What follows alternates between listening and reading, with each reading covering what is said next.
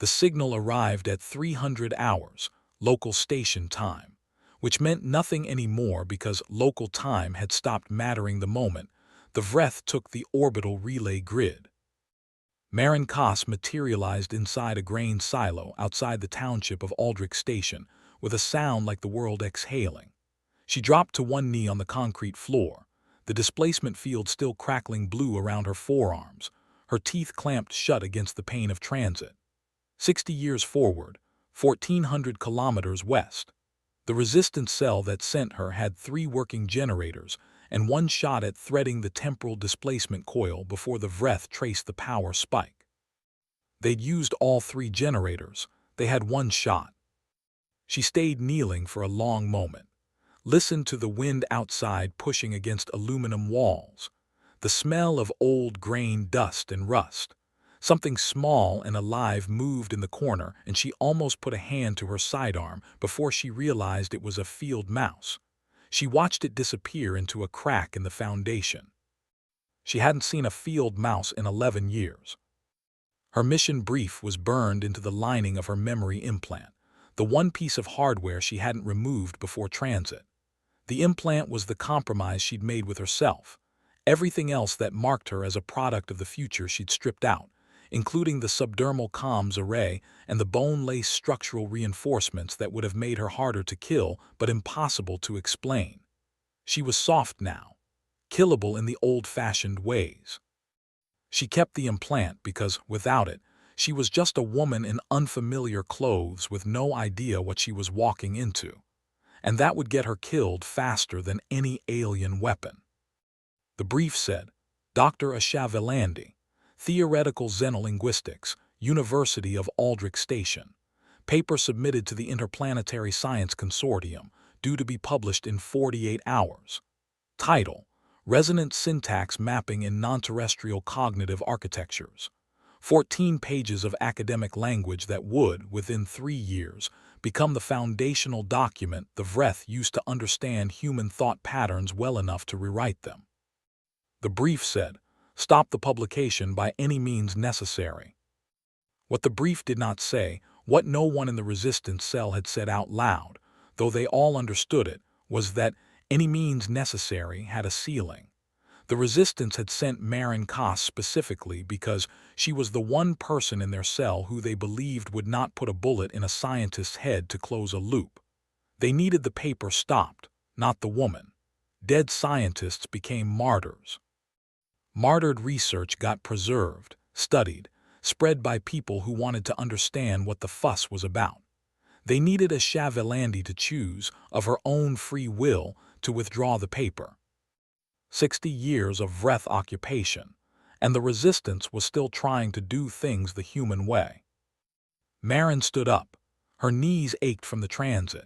She was 34 years old and felt 52, which she'd been told was normal after a temporal displacement of this scale. She pulled the rough canvas coat tighter around herself and found the side door of the silo. Outside, the night was cold and full of stars, and for a moment she just stood there breathing it in. The sky in her time was rarely clear. The Vreth atmospheric processors ran hot, and the particulate count kept visibility at ground level perpetually hazy. But here the stars were sharp and indifferent and plentiful in a way that made her chest hurt. She recognized the shape of Orion. She hadn't seen Orion in a decade. She had 48 hours. The university sat at the edge of the township, a clutch of prefabricated academic buildings that had been added to incrementally and without obvious architectural planning, surrounded by native scrub and a parking lot that needed resurfacing. Marin arrived at the edge of campus as the early morning cleaning crews were beginning their rounds. She'd picked up clothes from a donation box at a community center, nothing remarkable, nothing that would invite second looks. She'd spent 2 hours sleeping in the silo, wrapped in the canvas coat, using the mission brief's embedded geographic data to orient herself.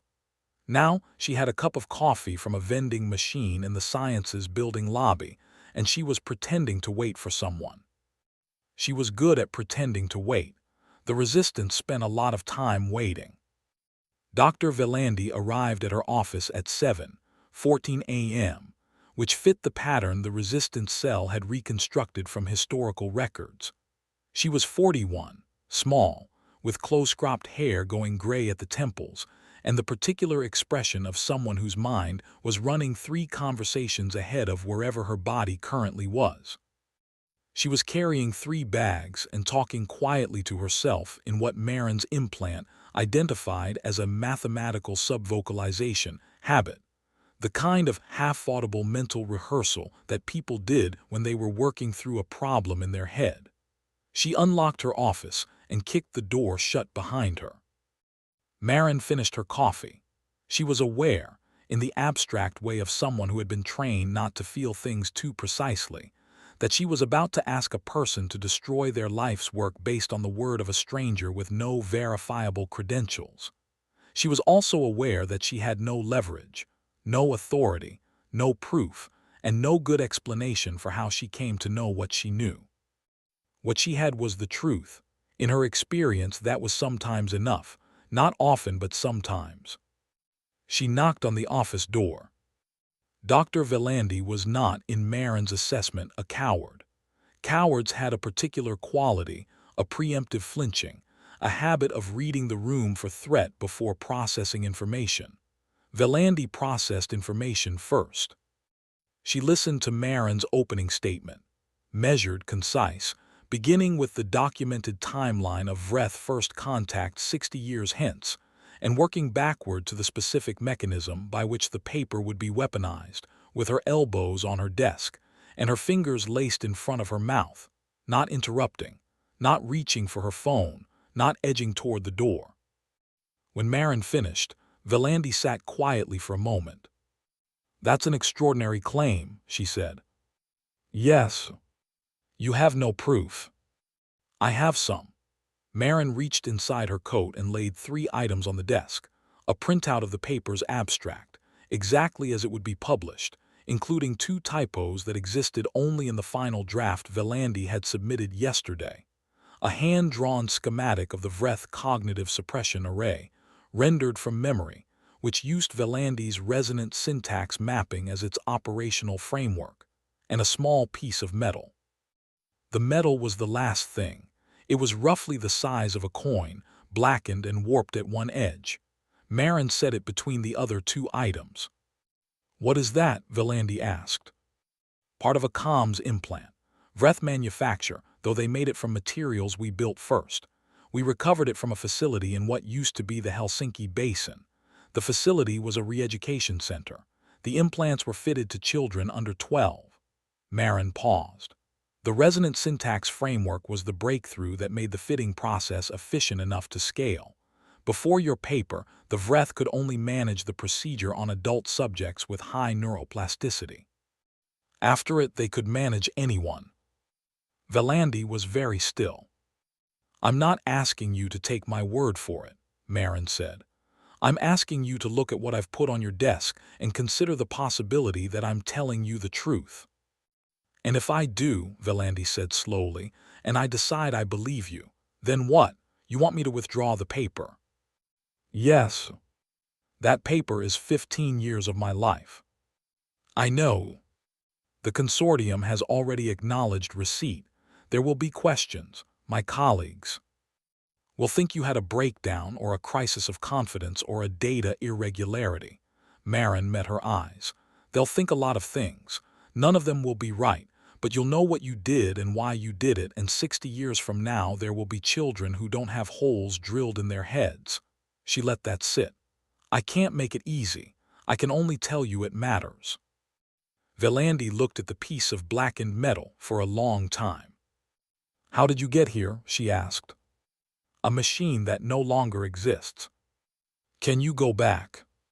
"No." Velandi looked up. Something in her expression had shifted, not softened exactly, but reorganized around something clearer. "You gave up your way home to come tell me this." Marin hadn't thought about it in those terms. The resistance hadn't framed it that way. They'd framed it as a mission, which it was, and she'd volunteered, which was also true, and the one-way nature of the transit had been a logistical fact rather than a sacrifice because She'd stopped thinking of the present as home years before she'd climbed into the displacement coil. Home was a word for people who had somewhere to return to. I gave up transit capacity, she said. That's all. Velandi shook her head slightly. That's not all. They killed 2 hours in the office going through the technical details. Marin answered every question she could and admitted plainly when she couldn't. She didn't dress anything up. There was a version of this conversation that involved urgency and emotional pressure, and she could have run that version, but Velandi didn't need to be pushed. She needed to be trusted. So Marin trusted her. She laid out everything she knew, including the parts that reflected badly on the resistance, including the failures and the losses, and the specific way the Vreth had learned to model human psychology so precisely that they could predict a person's breaking point within a 3% margin of error. And they learned that from my work too, Velandi asked. Later iterations, yes, your paper was the first step. God, Velandi pressed her hands flat on the desk. I was trying to build a bridge. I know, most of the worst things started that way.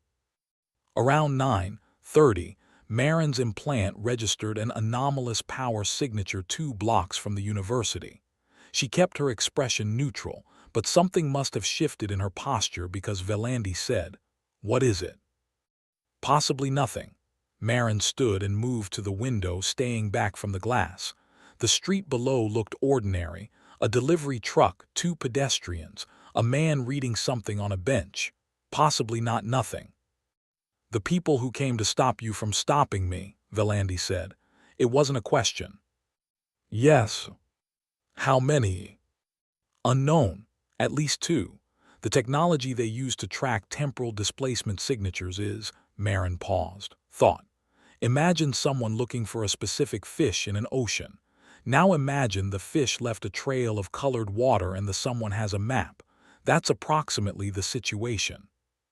Velandi stood up. What do we do? The we asterisk landed with a small, specific weight. Marin noted it. She noted the way Velandi was already reaching for her bag, already thinking tactically, already problem-solving without being asked.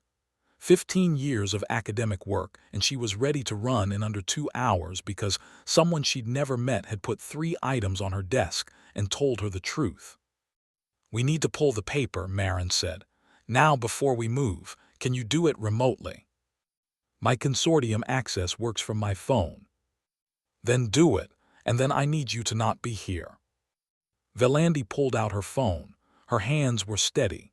She navigated the consortium portal, found the submission, and hit withdraw. The system asked for a reason.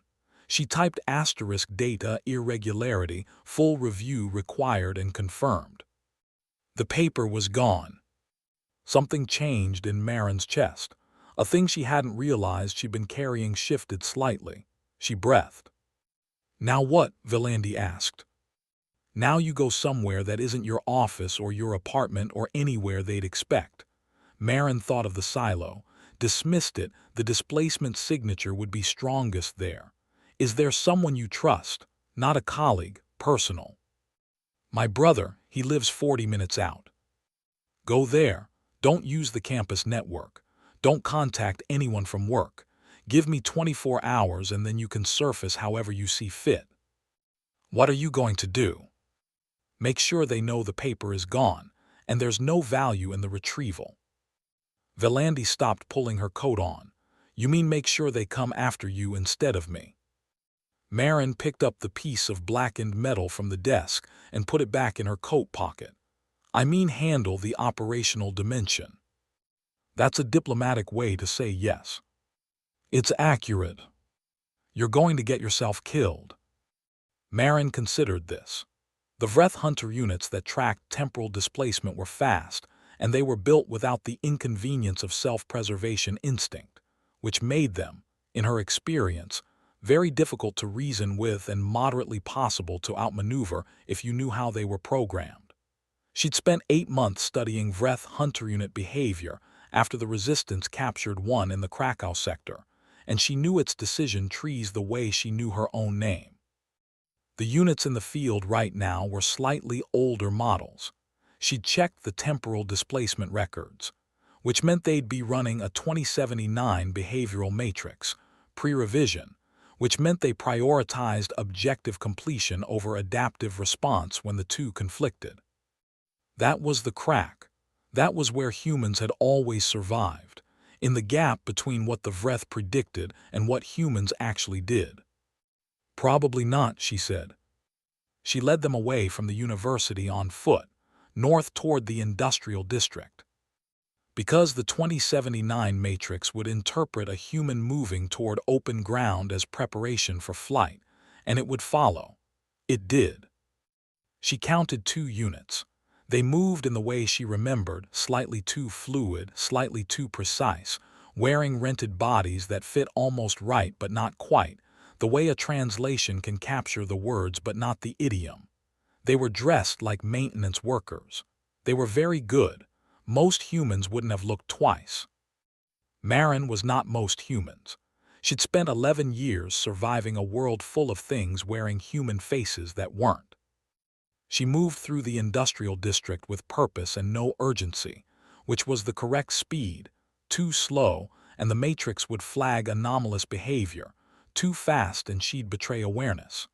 She'd memorized the layout from the geographic data in her implant.